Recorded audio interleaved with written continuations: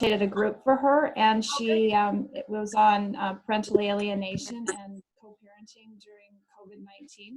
So she has opened it up to men as well on certain occasions. So it's not just for women.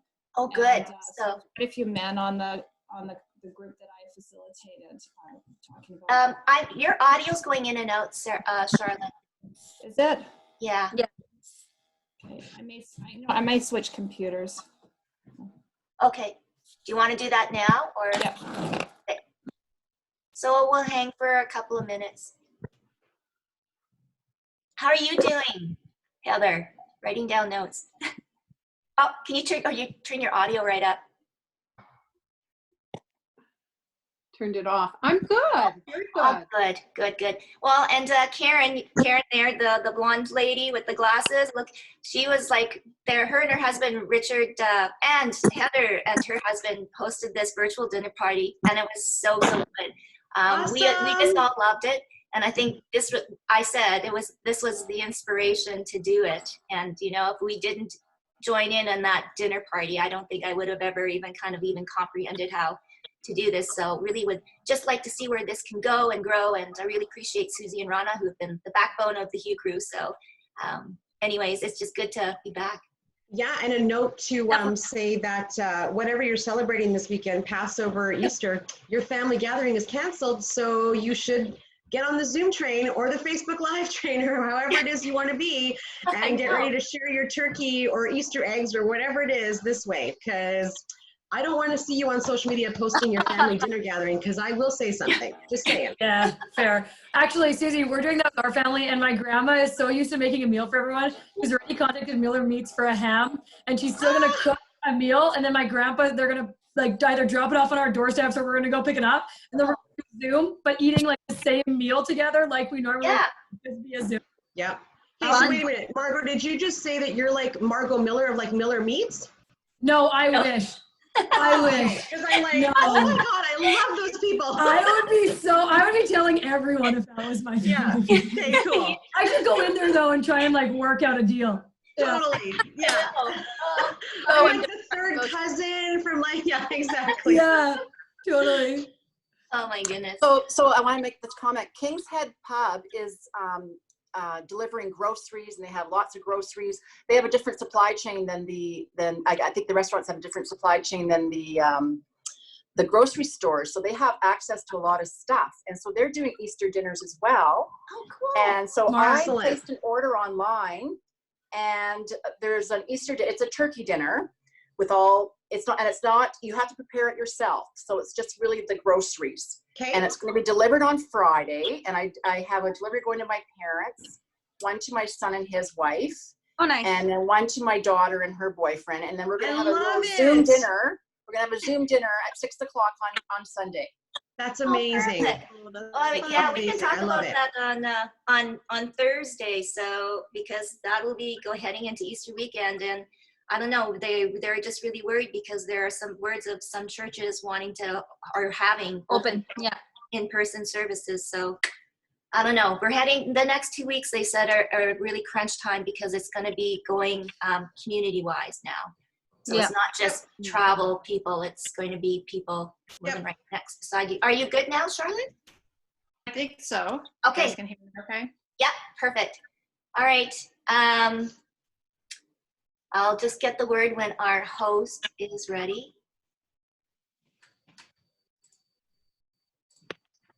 Oh, and I think we might be live right now. He texted me back, but sorry about that. So welcome, ladies. Oh my goodness, it's so good to see all of you. We did a test yesterday, so we got to meet some of the people, but Susan, up there in the top, give a wave, or she may not be in your top corner, she's in mine. Hey, if you want to just sort of introduce yourself and tell us a little bit about yourself.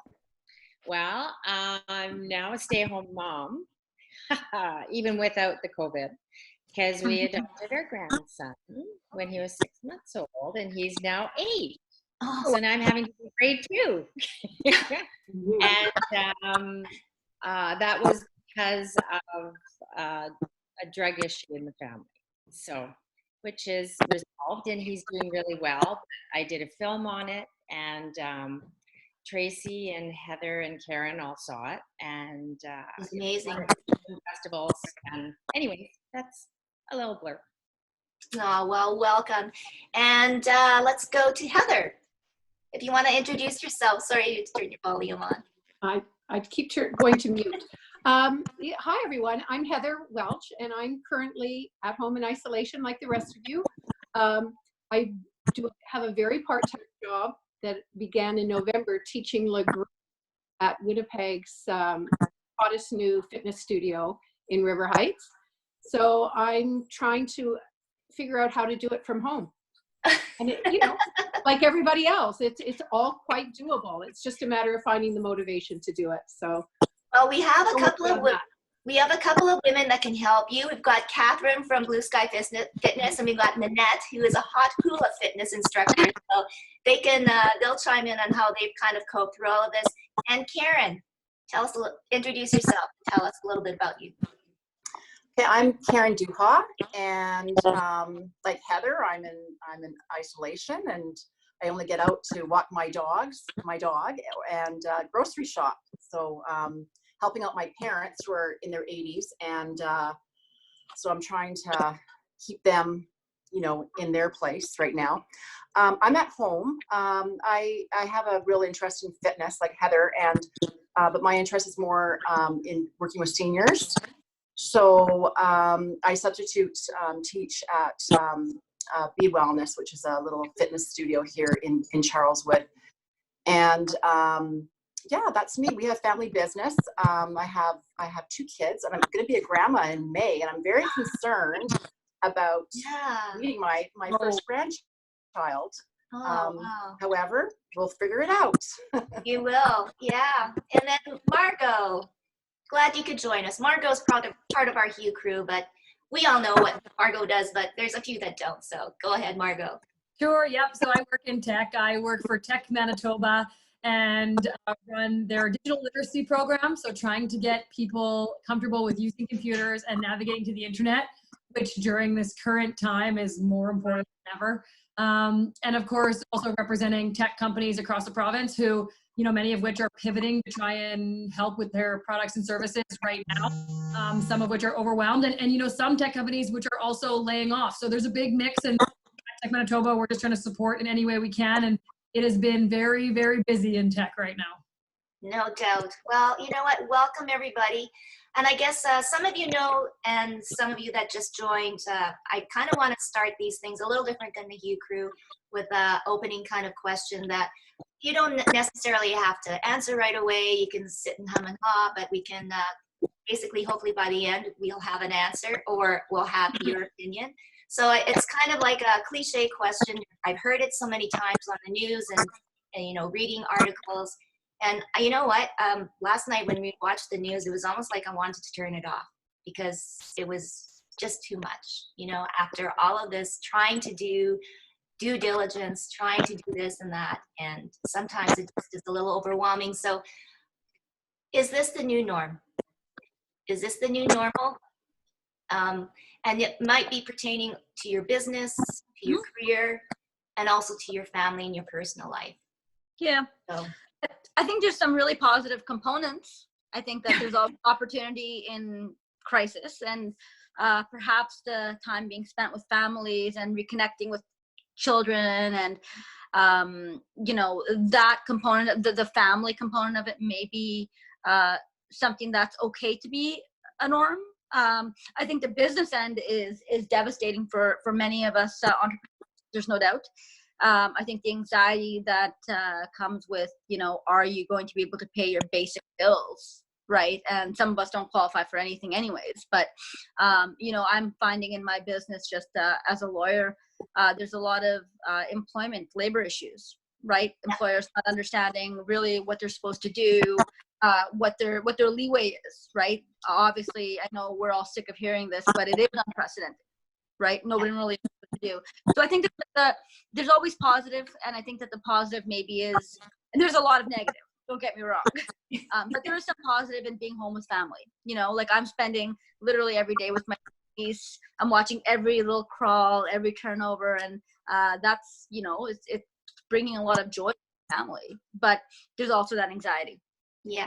How about you, Terry? Terry she's got a director of the Central Culinary College in Canada, but it's a vocational school too as well, Terry. What's your take on the new norm? Oh, you might need to turn your audio up, Terry. Mom, can't hear you. Oh, still can't hear her. We can come back. We'll go. Oh, get on? Maybe, yes, Charlotte. You're our mental wealth and and happiness expert through all of this. Oh my goodness. Well, thanks, Tracy.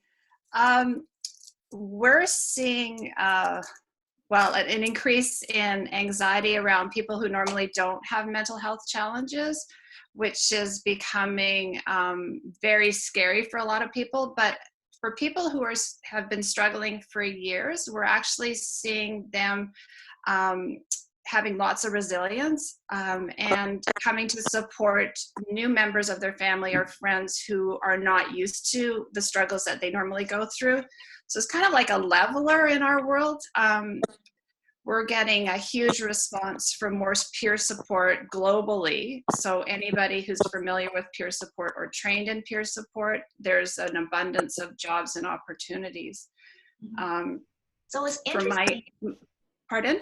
Yeah, so it's interesting because what part of the news, there is an interesting story on the increased stress in young children, like 4 and 5-year-olds, like a little girl saying, when is the coronavirus going to end?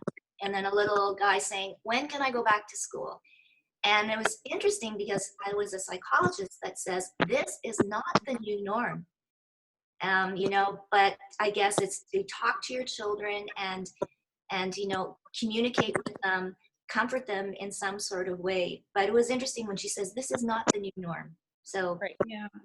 And Tracy, if you don't mind, if I jump in. So as far as using that word norm too, like I know we did a survey with our members and our team, asking them what they thought about the current working circumstances, if they had what they needed, like at home in their home offices. And the best kind of comment we got, and it's maybe one you heard publicly too, was, we said, do you have everything you need to work from home? And the person wrote back and said, I'm not working from home. I'm working during a crisis, and I happen to be trying to do it from the place I live in. Like, yeah. Oh, yeah. Absolutely. very different than if you sign up for a job day one and it's a work from home job. So they make sure you have all the tools you need. Right now you're asking everyone to pivot like in a crisis. And so that word normal, like nothing is normal right now because we're all trying to pivot in some way, whether tech tools or not. So that was kind of a really interesting piece of feedback we received and really had us reframe as a management team how we were approaching that mental health piece and do you have what you need for our team members. Yeah. Well, and that's something I can definitely say. I've been doing a lot of media segments about working from home, especially with kids at home and what that means. And my top thing is that this is not normal at all. And that you should not be treating your employees the same way you would if they weren't in office, because what is happening right now, you take what Charlotte said, what Rana said, everybody is psychologically damaged right now. Okay, even though we are on the outside, everything looks normal, appears okay. On the inside, there are moments of tears, panic, rage, all kinds of things that we are feeling inside. Now, take that into a smaller person, and what are they feeling? Now we have to manage that as well. There's nothing about this that is normal, but we do have to do what we need to do right now so that we can shorten the time span that we have to do it in. So, well, the interesting part, talk about what. Sorry.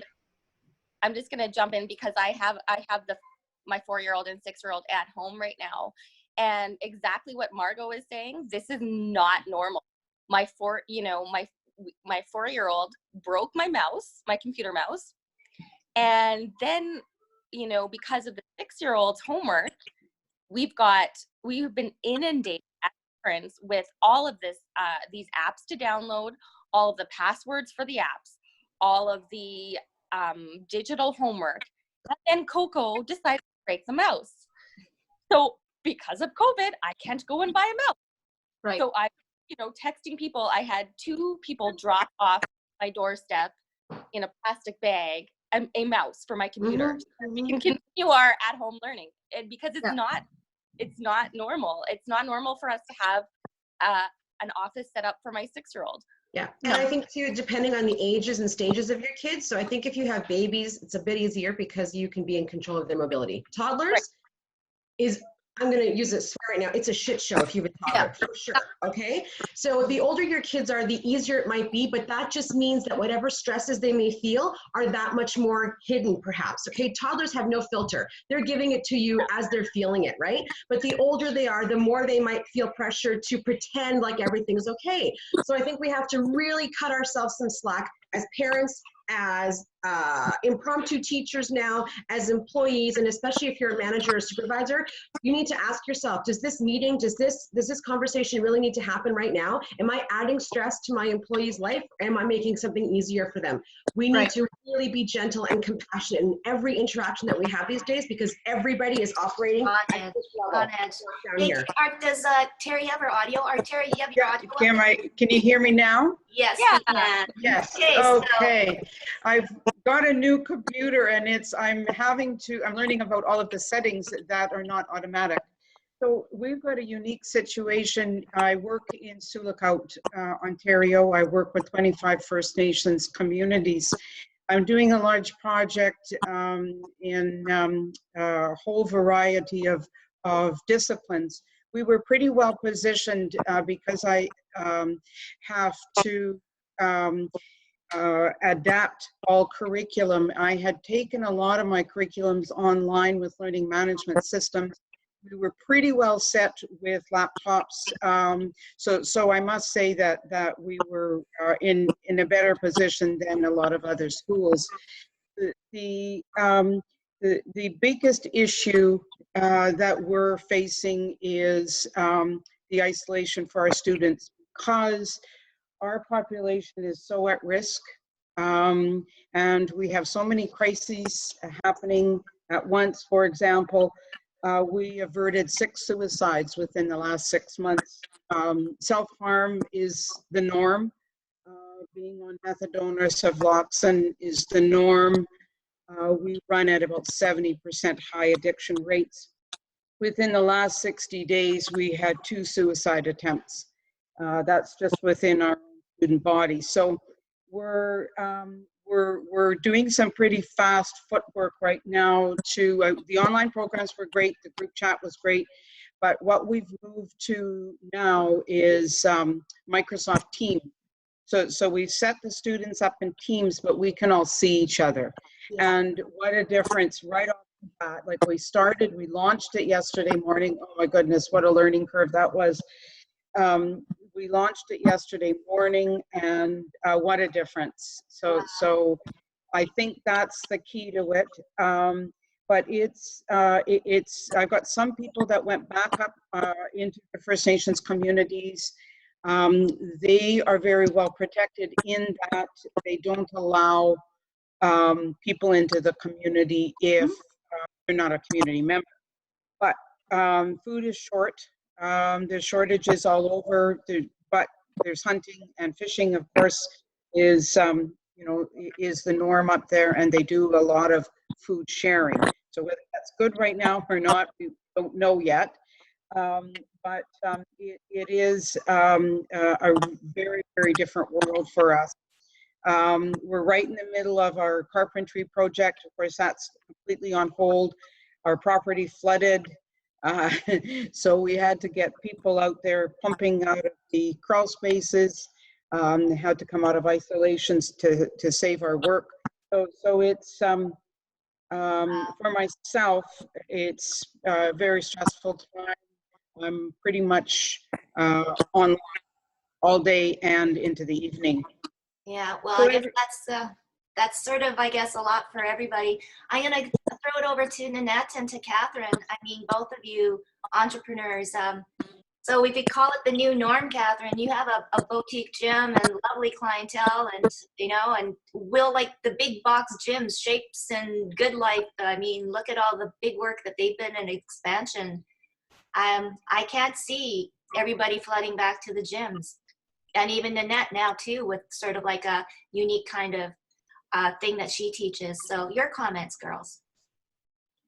I found from my perspective, from Blue Sky, we had to pivot very quickly, develop a private VA through posting workouts, having my trainers all filming from the studio. We're taking turns here, just solo, and doing the best we can, and really just trying to engage people. I've been delivering dumbbells to people's houses, exercise bands, you know, trying to just keep everybody moving at home and staying as positive as possible. But it's definitely a new experience for me. I hadn't really done the online thing yet, so technically it's been a lot to sort of figure out how to upload videos and do all of that sort of thing. Yeah. So it's been interesting for sure. Yeah. And it's so important, right? Because the more you move, the more it helps your mental and emotional.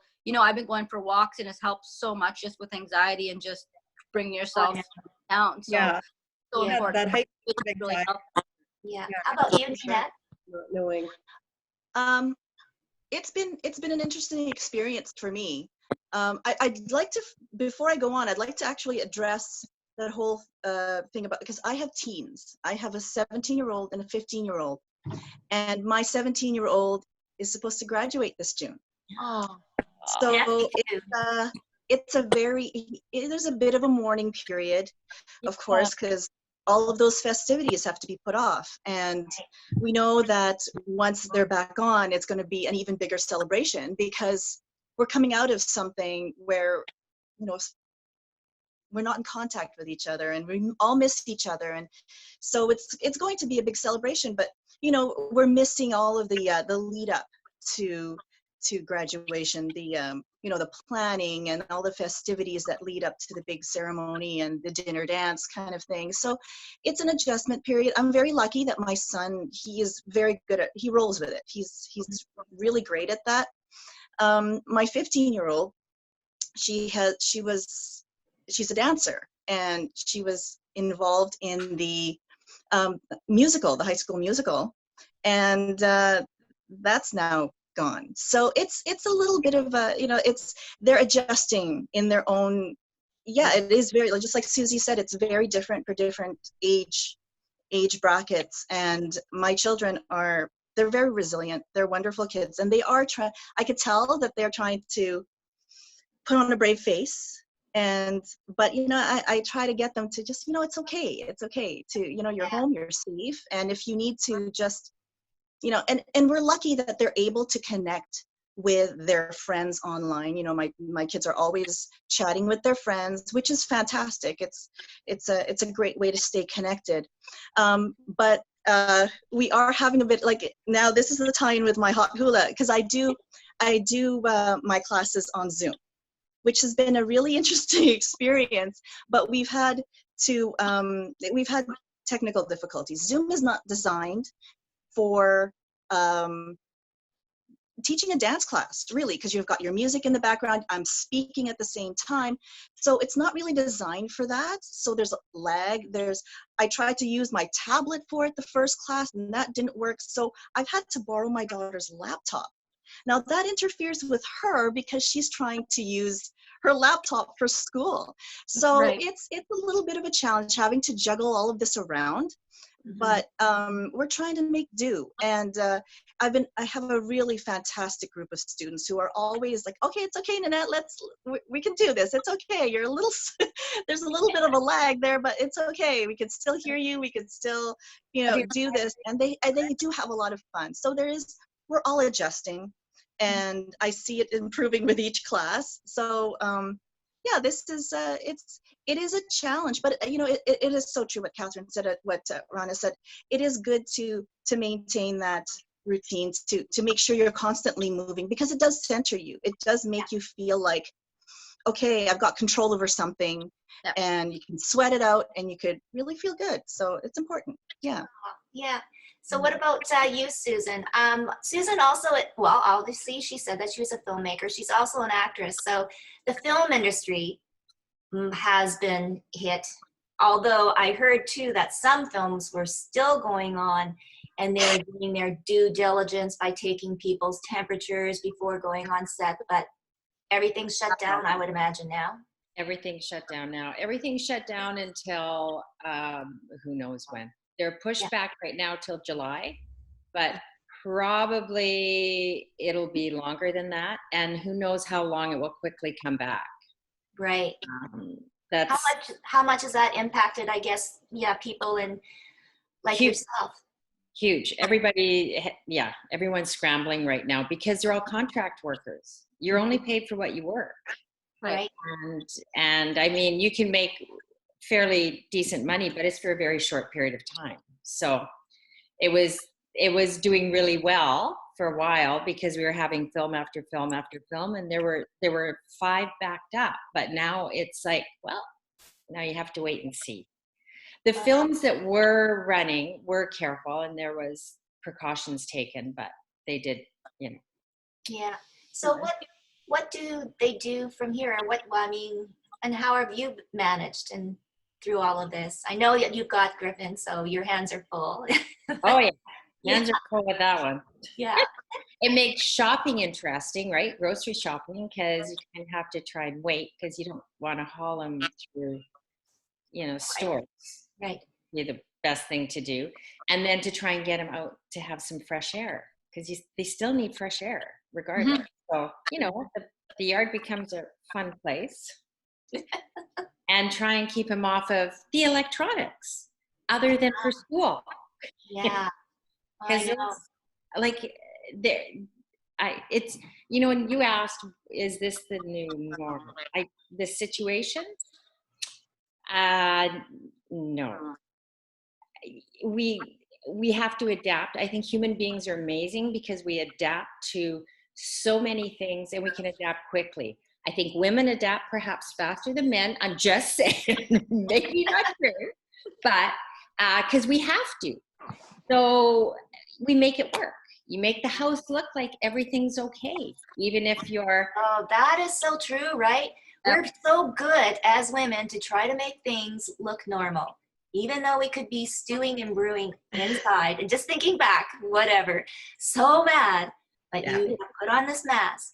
Exactly. And I would just like to introduce, she's on her phone, but Sarah Osmond has joined us. Hi, Sarah. Hello. Good morning, everyone. Nice to meet you. Hi, Sarah. So Sarah, if you can just sort of introduce yourself and tell us a little bit about you. For sure. So I'm Sarah. I'm the co-founder of the Shameless Circle. This is the Shameless Circle is a nonprofit organization. We've been doing this work since December 2018. And I guess around the topic today, our main goal is to bring together women physically for them to sort of not feel isolated and not feel overwhelmed by instances they may have seen in their life. So I guess for us, the biggest challenge right now was to sort of pivot and how to move online just to provide the same services we would be doing, because it's essential for us to continue building that network and support system for women who were coming to us regularly. For the time being, we are doing online sessions, but I think, I guess I've jumped into the question. Well, we were just chatting about, is this the new norm? And you kind of hit it on a nutshell, because your normal is trying to get people out of isolation and at least have some bit of, a life, or right? Or, some bit of normalcy and what we used to think was normal. But, right now we're kind of in this situation. We were talking before we got onto this chat, Sarah. Some of us, most of us have spouses and, in great marriages and good relationships. And I was just thinking, because when you said that you're going to come on, I feel for the women and men who may not be in good relationships, but at this point in time are forced to live together, to be together. And I mean, that must be so devastating and hard. And at this stage, although we're all isolated, what can we do to help these people? I mean, I don't know if we directly help, but I mean, that's why I really wanted you to join in this conversation, meet you, and because I think there's a network of people, of women, that can really help you. And I'm so happy to hear that Charlotte has already, been part of that. Yes, absolutely. So I think we are seeing a number of reports coming in that home may not be a safe place for many women, especially given the situation. For men too, maybe, I guess. But overall, I don't know if you guys have heard of this, but there was a survey done last year, I believe, that I forget the number, but home was the unsafest place for women in domestic violence situations. And now, add the urgency of situations like COVID, people are stuck in their homes. So I think now more than ever, it's important for people to realize that there are resources to reach out to help, no matter if it's not in person, if it's online. We're still, I think communities coming together to provide as many alternatives as we can. But yes, I think this will allow broader networks and communities to see how much important it is to have that sense of safety in where you are. Yeah, I'm gonna throw it out to the ladies. Our emergency shelters, are they open still, like for women? Like, is that an essential service, or how does that work? And I guess it's pretty hard, right? I'm not sure. Not sure, Rana? Yeah. No, but just I guess just to jump into what Sarah said, I guess there's always that fear that no matter what services you provide, people just, due to the situation they're in, and you don't know if you have somebody kind of watching over your shoulder all the time, like taking away phones. There's certain aspects about domestic violence that you don't even know if they can reach out and get those services. So I always have that fear about people who are in those circumstances, and they may catch a glimpse of this on TV and be like, oh well, there's all this support, but like, what if they can't reach out to it? And it's kind of heart-wrenching, right? Like, you just feel like, what can you actually do in that scenario? What service can you provide to somebody who may not be able to get that access? They may not be able to have access to that phone or that internet or that in the worst scenarios, and perhaps getting out of the house for work or for school was their out. So it is really, really concerning. Like, there's no doubt that I think that's a entire component of this crisis that there needs to be a lot of light shined on it, because you don't know what's happening behind closed doors. Absolutely. In homes, and I'll also throw it out there. There's a lot of cultural issues, right? Like and you just don't know. So it is quite scary. But I mean, at this point, we're just some intelligent, competent women trying to think about what we can do. But I hope that there's attention on a national level drawn to that issue. That how do you actually protect those very vulnerable people? So I think there was an announcement yesterday from the federal government on some funding, some core funding going to domestic violence shelters for women and Indigenous women. But it would be interesting to see how it trickled down to grassroots level organizations, right? Like exactly to see how it's impacting, how the money is going to actually resourcing women coming out of these situations. Absolutely. One thing that we're grassroots. That's where the action is, right? If it's kind of hovering up here, that's not going to get behind the closed doors. It needs to get behind the closed doors. One thing that we're doing with Tech Manitoba is we're donating computers. And I know that seems like maybe at quick glance off of what we're talking about here, but keeping people connected right now is like one step toward making people feel a little bit better about the situation they're in. If you're truly isolated, like you don't have an internet connection and you don't have a computer, right now you're at that like next level of isolation. I'm sure like Charlotte and some other people can speak to like the mental health aspect of what that means. But to this point, like, so we're giving away 200 computers. We know other people giving away, 400 computers. Like there are people stepping up right now to try and help families and individuals in need to keep them connected. You know, internet connectivity is certainly like another layer there. There are families like parking outside of schools to try and gain internet connection so their kids can do the homework and access lesson plans, download them and go back home. So Right. like all of our problems are relative, but certainly families that are of that low socioeconomic status that don't have some of those like tools that we might consider basic, we might be sharing or something. There are people done, and keeping people connected is like, I think a base layer of helping right now, whether that's socially or even just accessing health and finance information online. So right now, if you go to techmanitoba.ca/digital, like digital with 2 L's, you can nominate someone who's deserving of a computer for free. Also, if you have old tech, like this would be the biggest way that anyone can help. If you have old computers, old iPads, things that are like sitting under your bed for the last year that you're not using, go drop them off at 18 Terracon Place. So it's Computers for Schools. And they're equipment quarantining stuff for a little bit, and then they're refurbishing them and giving them back out to groups like ours doing giveaways, as well as to schools whose classrooms like kids need computers.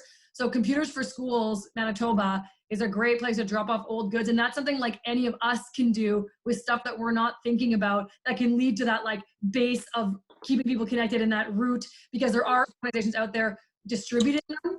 So they'll do all the cleaning, refurbishing, and then giving them back out. So that's like a really easy kind of good call to action right now. Well, that's super information. I'm also seeing reports out of France. For example, last week they reported that women and children are able to use a code word when they go shopping. So for example, if they go to the pharmacy or the grocery store, wherever they might be, they're able to use a code word, and that code word will trigger a series of actions that will put them in a hotel safe away from their abuser who is still at home. So that's one way that we can use it as well. And I think too that, you know, we are again in unprecedented times. So does that mean that we have to look at doing things like wellness checks where people, government officials, which they do have in France at every, you know, street or apartment where they go into, and they check on women and children and ask them, are you okay? Are you being treated well? Like, I do know of one of my girlfriend's accounts, like a counselor in an elementary school, research counselor, and they pull together a list of families. They're doing just like pretending almost to do a check-in, like, oh, we thought you could use these pencil crayons and stuff, you know, from the school. Oh, but how are you doing in other areas? How's eating going? You know, and so these teachers from a school in Winnipeg are doing these check-ins, but really the check-ins are to see how coping and how children are being treated. So I wonder if that's teachers are the best. Teachers are so awesome. I know, and my question is, what are school divisions doing at a higher macro level to help teachers teach in this way? That's where I want to. We're helping train teachers right now. We're doing like Zoom lessons or Microsoft Teams lessons, so that, because a lot of these teachers, like, we were trying to do this a year ago and the uptake was okay. Now our like free learn how to use Teams or Google Classroom is selling out, like they're free, but registering out in a day, like within 24 hours, because now, like, that demand is there. And this kind of is interesting because it goes back to that like core question of the new norm kind of stuff. This piece of like forcing educators to know how to use some of those online tools will I think become mandatory now, which will be like a small silver lining in the future for different accessibility needs for different students, to have like the in-class, but also have materials accessible online for parents to check and things like that. So, but right now we have a very vast education system and a very spread out province. And so to think that all of our rural and remote communities and teachers have the learning, the tools they need, the understanding of those tools, and the internet connectivity to use them, there's a lot of assumptions in there. So it's a hill we're climbing, I think, and people are doing their part here and there. But teachers right now, it's like they're among those front line of people trying to pivot. Oh no, there's so many of them. So I'm going to throw it over to Heather and Karen. After listening to all of these different ideas and things, and I mean, like, I'm going, oh, okay, you know, I think, you know, just having everybody here today, and it's our first one, but I think everybody brings just so many different things. So just sort of any more information or anything that you want to share on anything, websites or anything that you found. Well, one of the things that just based on the teachers and teaching the teachers, I think it's happening with the physicians too. Like we have a close friend of ours that's a surgeon, and he's been doing a lot more online consultations, and which is interesting because I think, you know, they were kind of in denial at first, but I think it's become something that they have to do. And so that's been interesting. And, you know, I think for me, I just, I have a lot of hope. Like, I just think that at the end of this, we're going to be better. And, you know, I just find that because we're all sort of in the same boat, we become more vulnerable. And I know that the connections I have, even though they're not person-to-person connections, they're Zoom calls or emails or whatever, they're just they're a lot deeper connections that I'm making right now with people. And I think that's I think it's just very telling. And I think it's because we're all so vulnerable, and we're needing the love, you know. And I just find that there's a lot more of that going around right now. And Heather? Yeah, you know, I'm really torn. I feel hopeful for the future, but I also think things are going to look so different down the road. You know, there was some mention of some of the large big box fitness facilities. You know, how are they?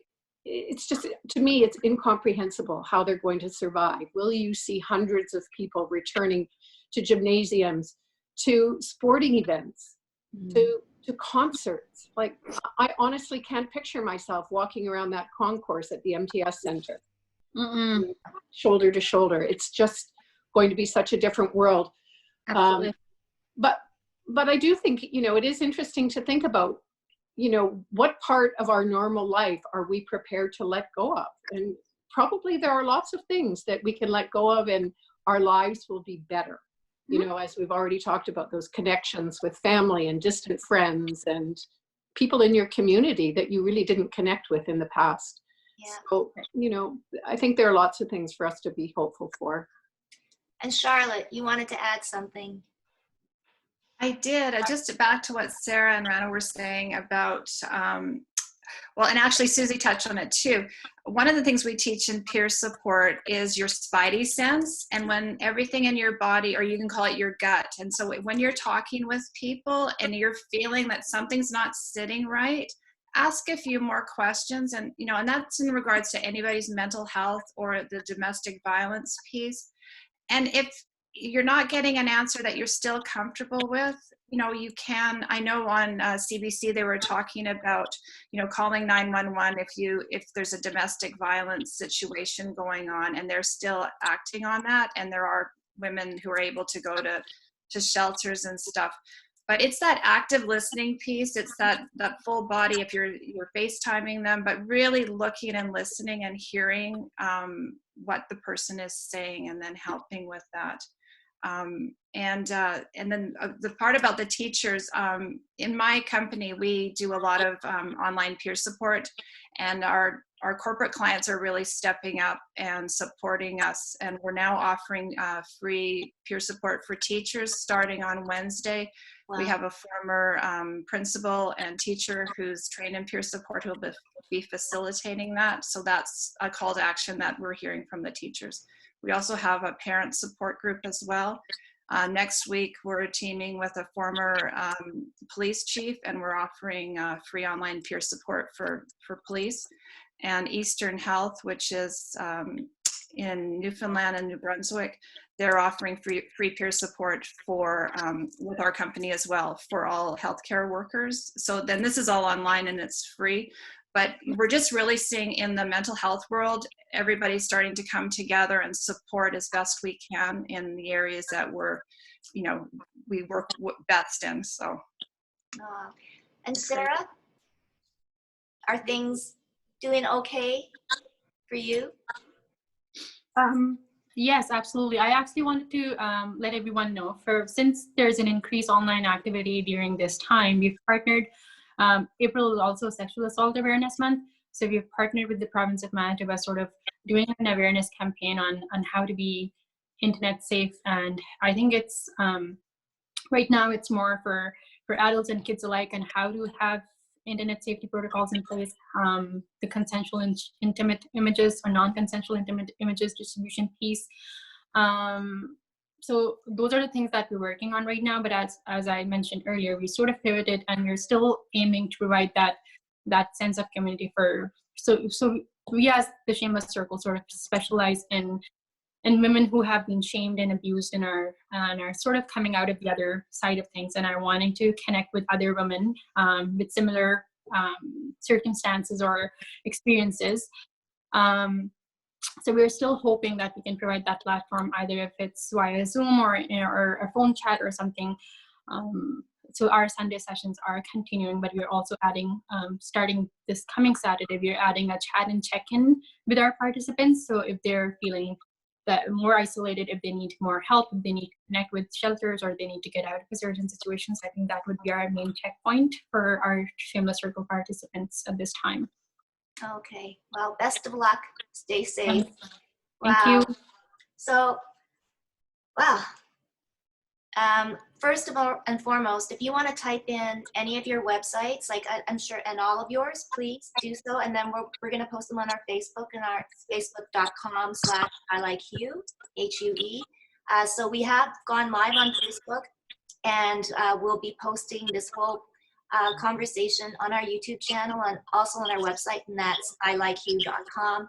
And I invite all of you back on Thursday, and I'll open the doors for any other women. Every Tuesday and Thursday, we're going to gather here. I've already asked if Catherine can take us through a little workout, and then maybe Nanette can take us through a little hot hula. We won't have music, but I think those things would be kind of fun. Before I go, I'm going to throw out the next question for us all on Thursday. Yep. So everyone is social distancing, you know, whether it's 2 meters or, you know, 1.5 or whatever, 6 meters. Is that going to make a difference on how you view strangers in the future? And that could mean to also friends. Because I mean, right, you go to a party and right away, oh, here's Catherine, I've never met. Oh, glad to meet you, shake hands. Like there's that kind of, and now after spending, you know, maybe 6 months like this, I don't know, ladies. Will you cross the street when somebody else is coming towards you? So think about it. And don't say. Will I continue to hug everyone I see? That's I hope not. Oh, and to end this off for you, Rana, I'm every day wearing heels. I love it. That's a challenge to you guys. I'm still in my pajama pants, full disclosure. All right. Well, thank you all very much, ladies, and spread the word. This has been really, really good. If anything, just to see everybody. Okay. Cheers. Everyone. Bye. Thank you. Bye. Nice to meet everybody. Nice to Nice meet to meet you. everybody. Thanks, Terry. Bye. Bye. Bye-bye. Bye. Bye. Ding, ding, ding, ding, ding. Ding, ding, ding, ding, ding.